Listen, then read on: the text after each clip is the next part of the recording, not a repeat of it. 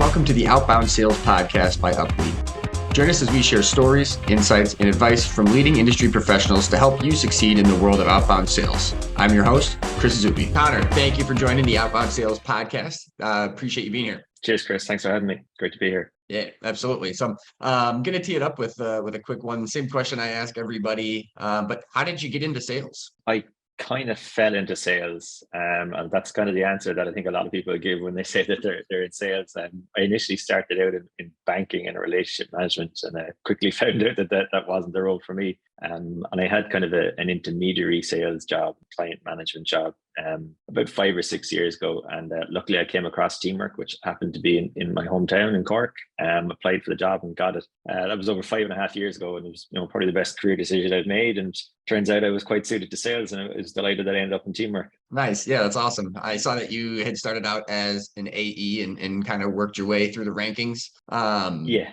What's kind of kept you at Teamwork?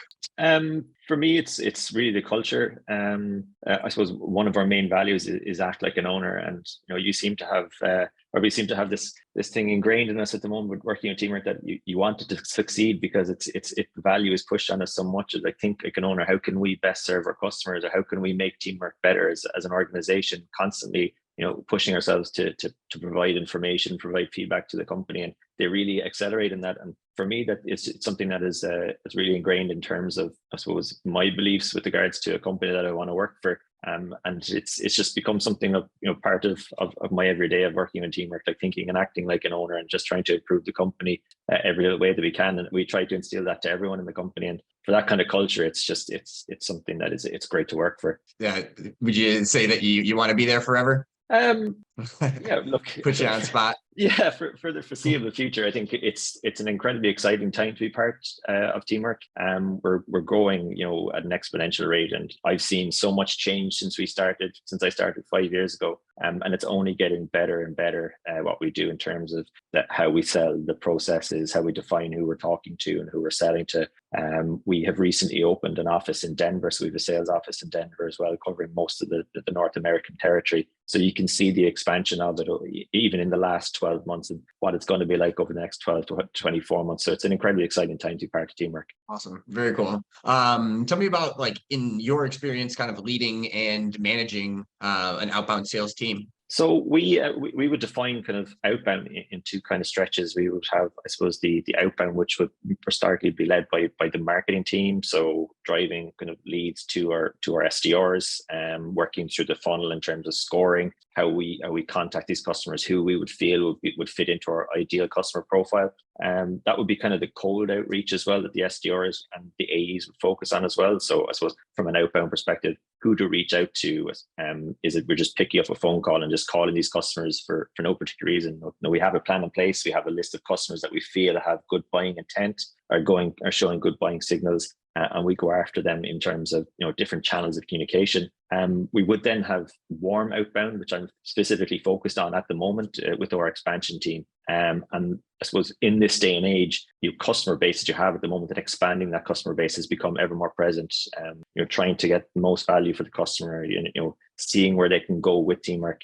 So initially starting with that with our US book of business, which we set up last July, and now we've set up our EMEA and rest of world book of business in the last 6 months. And so from that perspective, we're going out to these book of business customers that may not have had a huge amount of communication with us prior to this, but now we're getting to know these customers further from an account management perspective, and increasing the visibility they have with us. So in essence, to your question, we kind of frame it in two pillars. I suppose we have kind of the cold outreach or the cold outbound, and the more so the warm outbound that we have. Got it. And what type of channels are you using to dig up the new business or add business?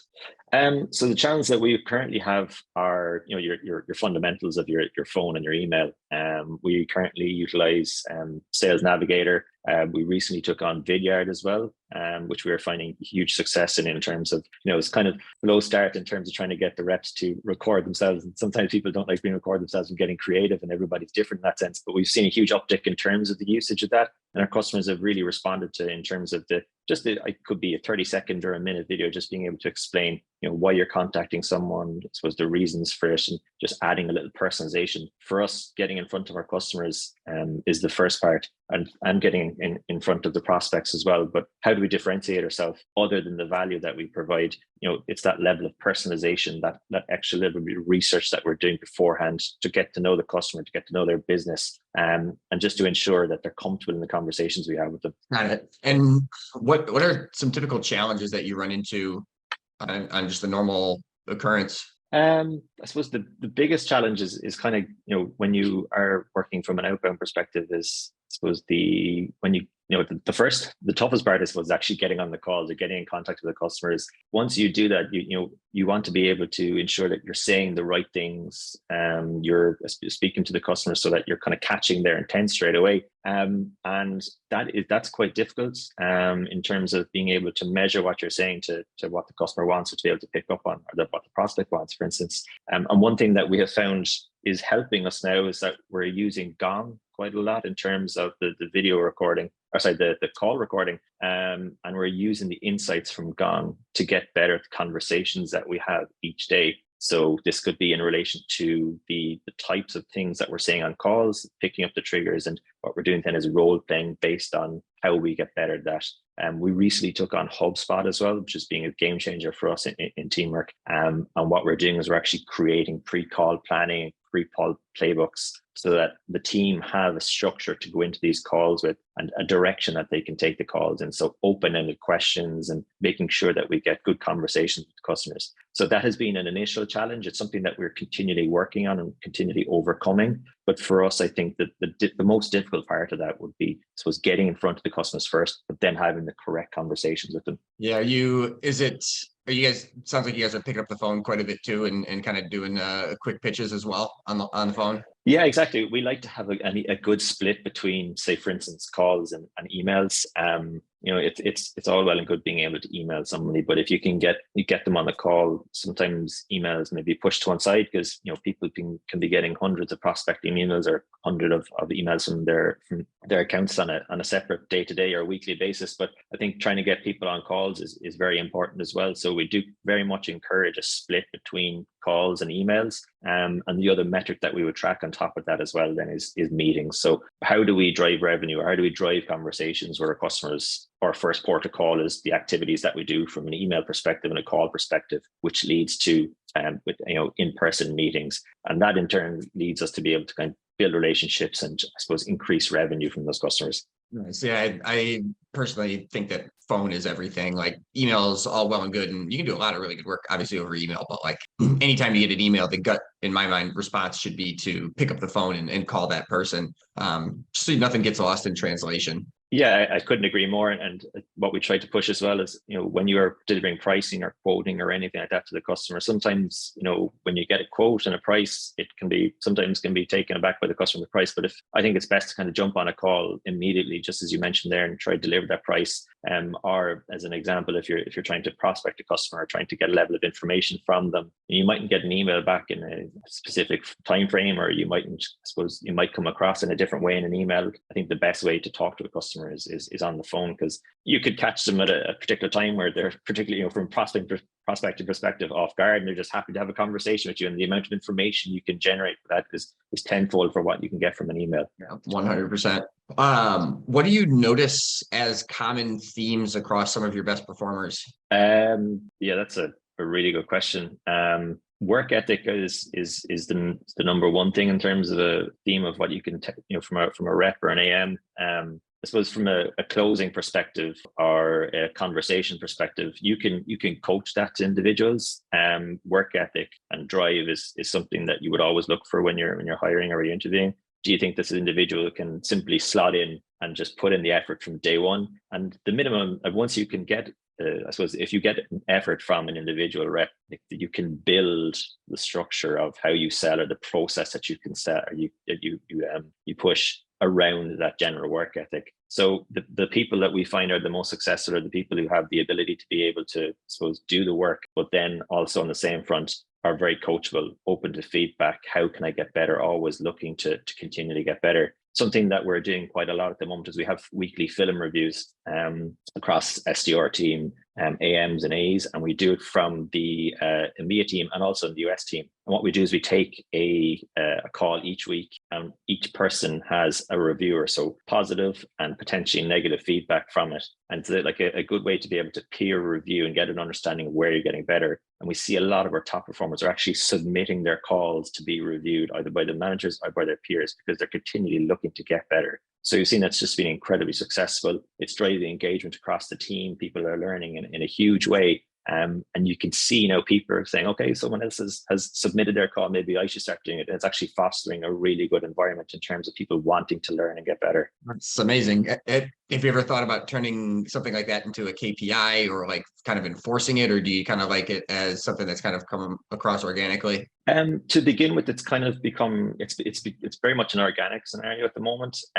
It is something that we're looking at from a KPI perspective. We haven't pushed it 100% as of yet, but we do look at on a week-to-week basis from a management perspective. It's like who is using who's using Gong, who's submitting their own calls. A brilliant thing from Gong is the responsiveness to emails. So we can actually measure the responsiveness of time frame to emails that a person is responding to their customers. So then we can measure that metric. We can also measure who is listening to each of those calls. So if a person is questioning, I suppose, how do I get better? It's like, look, this facilitation, this is here. This facility, is here for you to be able to utilize it. So, why don't you go in and listen to someone in the US calls, or so the US team listen to it and a EMEA call.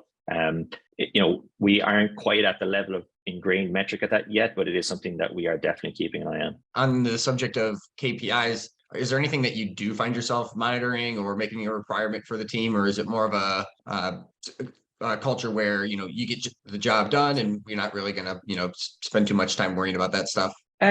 No, not really. Like we have metrics that we do follow, because our sales operations team have done a fantastic job in terms of analysis of where we see that the most successful reps do the correct things and how they do them. So we're able to run reports based on the number of activities that, say, for instance, an account manager, an SDR would do, and equate that to the numbers they're driving and how successful they are by doing that. And what we find, obviously, is the more you get in front of your customers, the more opportunities you have to talk to them, the more customers you talk to gives you the better opportunity to generate meetings and then in turn generate revenue from that. So for us, a big thing is activity, and it's something we push on a week-to-week basis, just generally seeing how many emails are being sent, how many calls are being done, and how is that generating into meetings. And what we strive to do is, as an example, if what we looked at in Q1 is how do we increase our meeting rate by 5% in Q2. So that's what we're focused very heavily on a management and an operations perspective. How do we increase that meeting rate to actually get in front of more customers? I'm guessing you do some level of like call coaching or like training of your reps. Like, what do you find yourself focusing on most? At the moment, I was actually listening to a really good podcast called Revenue Builders recently enough, and it was in relation to during this pretty difficult economic times, things have slowed down in terms of, companies aren't spending as much money. So what we have to do is we have to be super strict in terms of our discovery and making sure that we are providing the value to the customer, because when they go to, I suppose, give their CFO or their finance team a quote, for instance, for 20, 25 grand, they're going to scrutinize that based on, do we need to spend this? And it's up to us to get really laser focused in terms of our discovery to ensure that we're providing enough value. That I always say to the reps, when you give that quote to that customer, are you confident in giving that quote? So that you're confident that you've provided enough value at the start and in the discovery, you've dug deep enough into the pain and the issues that 20 grand should be an absolute no-brainer for them to sign off on. So for us at the moment, using Gong again is, on a daily basis, listening to calls, coaching them, getting on calls with my team as well. I tend to get on to maybe at least 2 calls a day with the team and have feedback sessions after it, and really become laser focused in terms of discovery and also agenda setting and next steps at the end. They've been kind of the 2 major ones we're focused at the moment. Do you ever jump in and like team sell with your AEs, or do they pretty much handle everything from front to close and you'll just jump in and kind of like help out with like pipeline type stuff? So we would do a pipeline management session with each individual on a week-to-week basis. On calls, I would let my more senior reps run that situation themselves because I'd be confident in what they do. the odd time I would jump in. And where we find it extremely valuable and really helpful is when you're on calls with maybe newer people on the team, maybe less experienced, just to be able to guide them in certain directions. And I found that from that coaching perspective, when should I jump in, when I should step back as a learning experience? Because if I jump in, at times it means that I could be doing certain things to the reps that they might not learn on. But at the same time, you want to get the sale, you want to be able to provide the value to the customer. So it's a tricky line in terms of being able to try to judge that. But from the origination of a deal, we would be pretty much embedded in it because we can be added as collaborators to HubSpot. So I know exactly what's going on with the larger the deals, would have conversations on all the deals with the team on a week-to-week basis. So try to be as grained as possible, not to pressurize. I want the team to be able to learn and think for themselves in terms of how they run the deal, but always be there as a sounding board, always asking what would they do. That'd be the question that my VP is excellent in terms of asking, what would you do in this sense? And it makes me think in terms of how the strategy I put in place. I've tried to part that onto the reps as well. I found that I think a lot of times it just feels nice for a prospect to have some level of support coming from management. Do you guys do any kind of like manager send behinds or kind of plays from, the ivory tower down at the prospect level? Yeah, that's something that we're starting to push very heavily. What we do is we do exec sponsors as well. So our C-level executives do get involved with deals down the line. And what we've done as well from an automated perspective is that each Friday, our team have to be able to fill out a task on HubSpot with an update for the exec sponsor. And that allows us then to be able to build out a picture for the exec sponsor. They get on calls with the customer if needs be, send out an email. It's always very helpful to get an email from an exec sponsor in terms of, showing an extra bit of love to the customer that we're fully invested. Say, for instance, getting an email from the CCO or the CFO or anything like that. And as recent as maybe 3 weeks ago, we had a big expansion account and our CFO jumped on a call that evening and had a great conversation with their leaders as well. And I think it really added an enormous amount of weight to that. So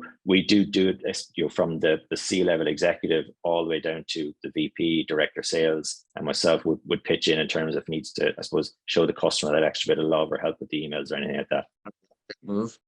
You mentioned in there too automation, and for me, like in working with my team and even just working myself, like I rely on the automation, right? Like if I can't have all of my systems communicating with one another, it's probably just bogging me down. What do you guys do from an automation standpoint? So we automate so for instance, the ones that we don't want to automate are emails. So I can create sequences from an outbounding perspective. I don't automate the email sends. What I do is I like to keep them as manual because what it does is it forces us to add that level of personalization.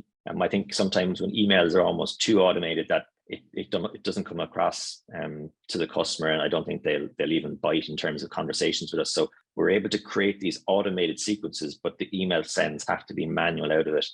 In terms of automation as well, is that once we close a customer, we automate from a new business a task into an expansion so that automatically it comes straight in. It doesn't mean that we have to pass one from another. It's automated, gone through. And also when we close a deal from an expansion perspective, we're setting up tasks within 3 to 4 weeks so that we're reaching back out to the customer, ensuring that their first 30 days with the customer or with the company has been successful, if they need any help. And it takes that need to think about those customers straight away, because what it does is it actually puts tasks in. People have queues of tasks and they say, okay, I'm going to reach back out to these customers, ensure that they're getting a successful onboarding system within Teamwork, that they're happy. If not, how do we make them happy and how do we continue the process with Teamwork over the next 3, 6, 9, 12 months and so on? Yeah, I like that. And I don't know about you. Sometimes I try to find more ways that I can incorporate automation. It seems like the more automation that I can do, like the less that everybody else is going to have to deal with on the back end.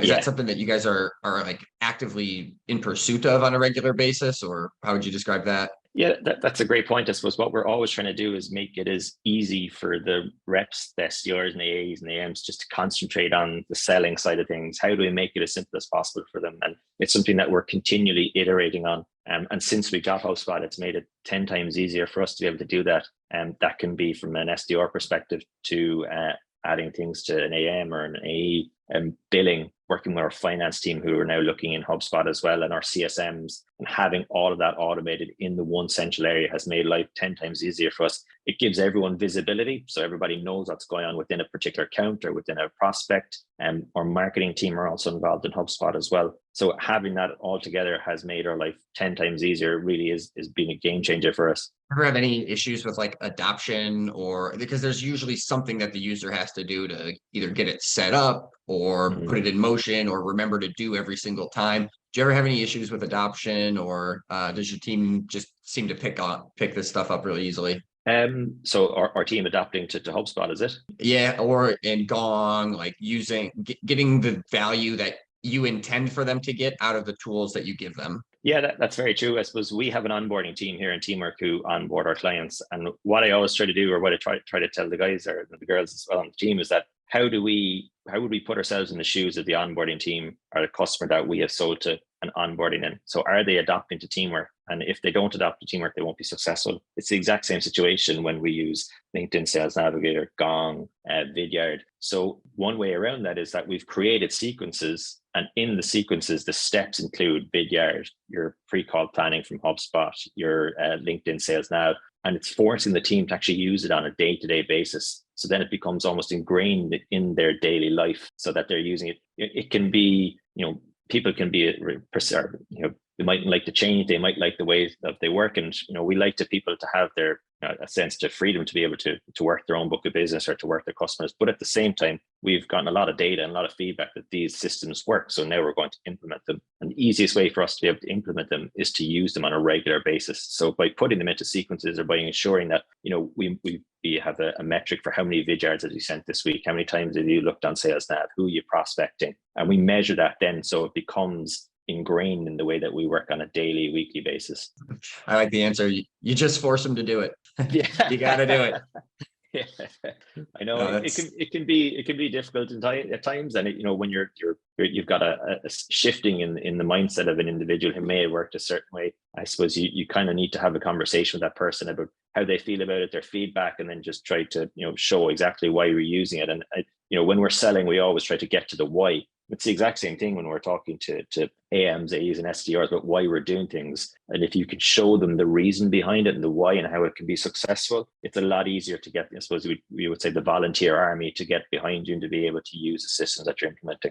I really like that point too. I mean, not even dive into that a little bit. If you can think about selling as just kind of teaching somebody why something works. I think that way you can get people to kind of open up their mind and kind of think about it in a different way. I think in general, salespeople can kind of be a little bit stingy on how if they've got a process, they want to just kind of keep that process in place. And we at UpLead, we sell to salespeople, so we're dealing with that type of persona. So for me, that message really resonates. Yeah, it's something that I think we will continue to push with, because we have very skilled salespeople. And I suppose when you break it down, how do you do your day-to-day job and how can you implement it into these other certain frames?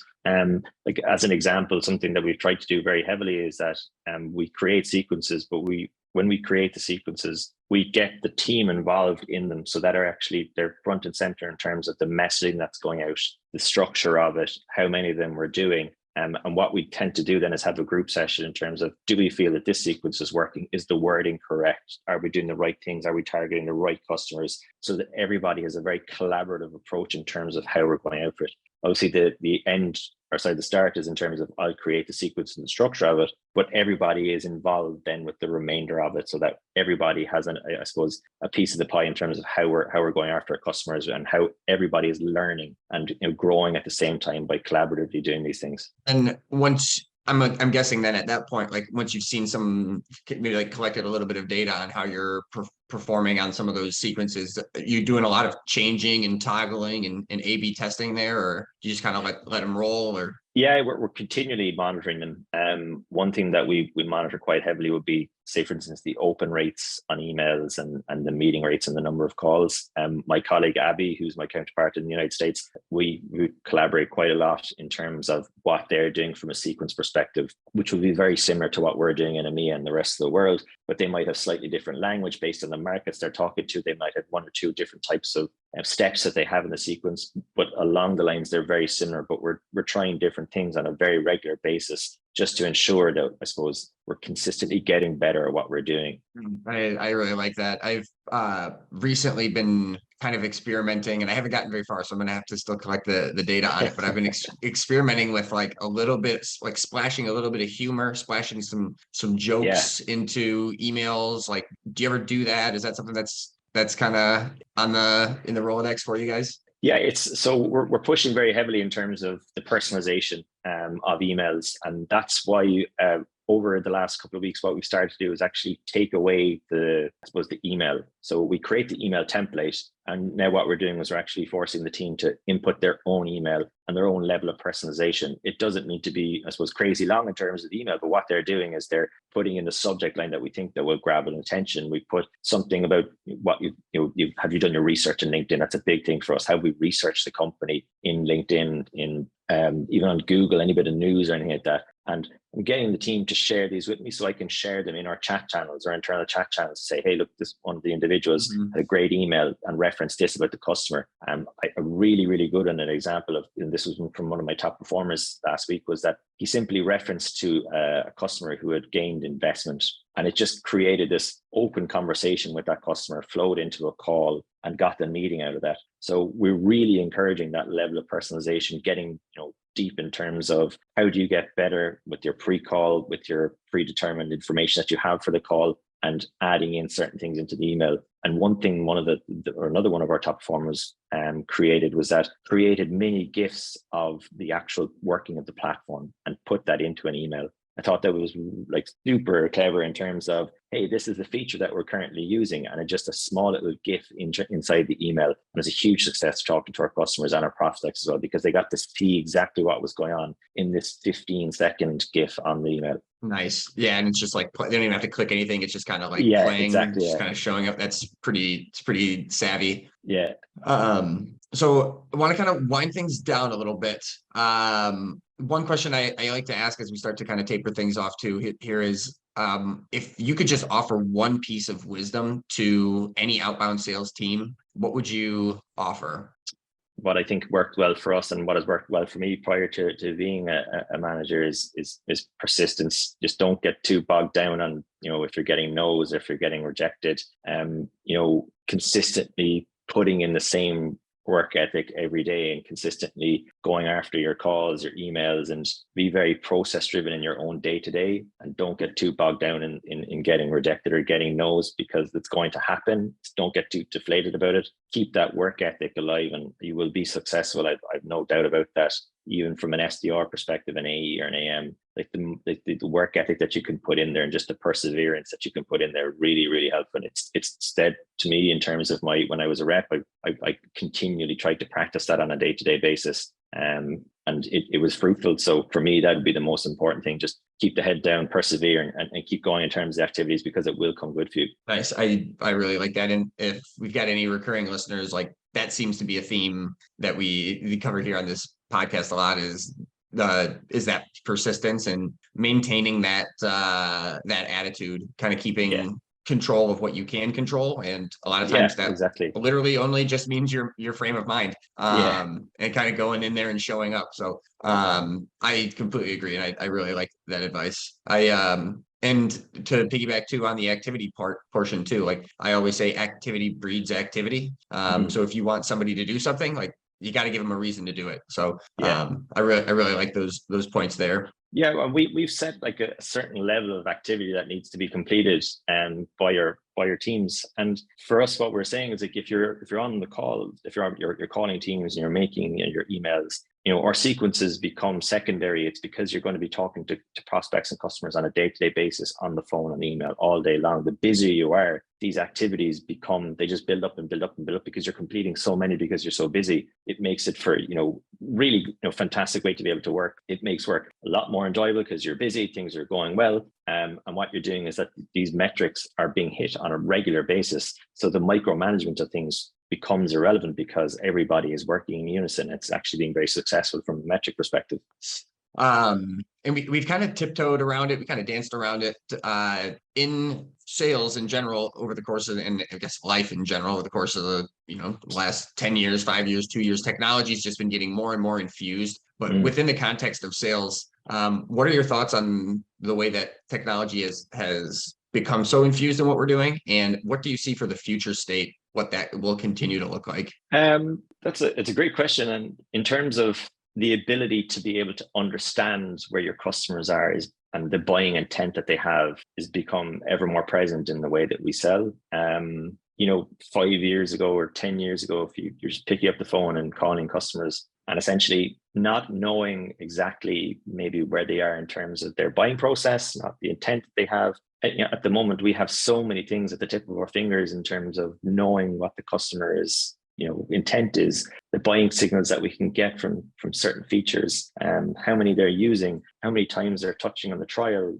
Product qualified leads is something that we work quite heavily with, and the metrics that they go through from our funnel, from marketing. So it is the norm essentially in terms of technology. My life has become not 10 times easier, but it's become a lot better in terms of getting something like HubSpot or Gone into my hands, because we can impart that information into the reps. And I think it's just going to get better and better. And something that I've seen so much of in LinkedIn, and I've been kind of late to the party, is ChatGPT, and people using that for writing emails and prospecting and things like that. And that's just going to evolve and evolve. So I think it's about evolving with the times as well. No point kind of staying in the past in terms of how you worked.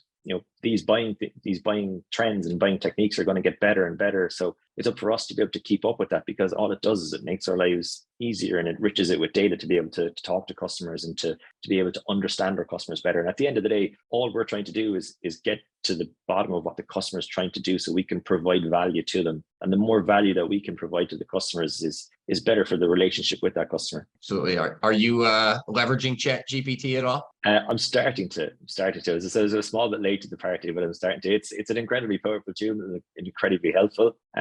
So yeah, starting to do it a bit here and there, but definitely will start to use it more, because it just provides so much information just at the click of the fingers. Are you using it for like email campaigns, or how do you leverage it right now? Yeah, it was something as simple as yesterday. I was writing a campaign for a sequence, and I was kind of maybe thinking about how could I write this I suppose a small bit in a better frame, because I felt the email was very transactional. So what I did was just put it into ChatGPT and just say, look, can you make this more sequence friendly email? And within 30 seconds, it just generated this email for me. Now, it wasn't exactly what I wanted, but it definitely changed the framework of what I wanted to send and the theme of what I was trying to send. So that was just one example of where it can be very powerful. Yeah, I need to start using it a little bit more. It's like one of those tools where like the more creative that you can be with it, the more you can get out of it. So it's wild technology. I could see it changing the game long term. But exactly. As far as the debate of like taking away jobs from salespeople or marketers, I don't know if that's necessarily going to happen. Technology probably needs to be a little better, but it's pretty good. I don't know if I want to say it needs to be any better. It is pretty good, but I think, as technology evolves and as we have all these tools at our fingertips, it's the salesperson is never going to die, because the personalization that an individual can provide to an account, or the relationship that they can provide to an account, is invaluable to be able to run a business and to be able to purchase software as well. So for me, it's only empowering the salesperson, but the salesperson is the person who's actually driving everything. Yeah, like there's science and art to the sale, and you can automate the science portion, but you can't really automate the art side of the spectrum. Yeah, so exactly. Yeah. At least not yet. Try, maybe you can try, but it doesn't. At least not yet. Awesome. Well, yeah, that's what I had for you. So this was a great conversation. Really enjoyed it. Tons of value. Before we sign off, was there anything that you wanted to quick plug? Yeah, look, I think just thanks for having me. It's great to be able to talk to like-minded individuals. And if anybody would like to talk to Teamwork, please come talk to us. We're, as I said, we're based here in Ireland, but we've just opened an office in Denver, and a fantastic sales team over there. So be happy to talk to anyone about their work management or project management needs. Anybody listening, talk to Conor. He's a good guy. Yeah. He'll take care of you. Perfect. Awesome. Well, yeah, thanks again. Thanks so much. This was a really good slate. So thank you very much for that. And yeah, we'll be in contact. Cheers, Chris. Great to talk to you. Have a nice day. Yep. Bye-bye. The Outbound Sales Podcast is brought to you by UpLead, the premier source for accurate B2B data you need to connect with and close your most valuable buyers. With a focus on data accuracy, UpLead offers a 95+% accuracy guarantee. To learn more about how UpLead can help you find accurate B2B data of the people you want to do business with, visit our website at www.uplead.com. And don't forget to search for the Outbound Sales Podcast in Apple Podcasts, Spotify, and Google Podcasts to stay updated on all of our latest episodes. Thank you for listening, and we hope you find value in each episode.